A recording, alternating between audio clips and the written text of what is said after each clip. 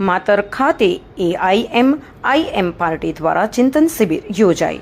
All India Majlis એ ઇત્તેહાદુલ મુસ્લિમીન ગુજરાત પ્રદેશ પ્રમુખ જનાબ સાબિરભાઈ કાબલીવાલા, ઉપપ્રમુખ ભુજના શકીલ સમા તથા તેમની સાથે ચૂંટાયેલા AIMIMના ભુજના કાઉન્સિલર, અમદાવાદ ગોમતીપુરના એક્સ કાઉન્સિલર ઇકબાલ શેખ, એઝાઝ ખાન પઠાણ, બરોડાના શાહિદ મંસૂરી, મહેસાણા, સુરત, જામનગર, હિંમતનગર, મોડાસા, હાલોલ, બોડેલી, બરોડા, ભરૂચ, ઈડર, રાજકોટ અને દૂર દૂરના AIMIMના કાર્યકર્તા, દરેક જિલ્લા પ્રમુખ અને તમામ AIMIM પાર્ટીના જીતેલા કાઉન્સિલર નો સાલ ઓઢાડીને સ્વાગત કરવામાં આવ્યું હતું અને AIMIM પાર્ટી દ્વારા ગુજરાતમાં હાર બાદ ચિંતન શિબિર યોજવામાં આવી। ખેડા જિલ્લા પ્રમુખ Majid Khan, advocate, ex councillor Nadiad, Kheda જિલ્લાના તમામ કાર્યકર્તા અને ટીમ હાજર હતી।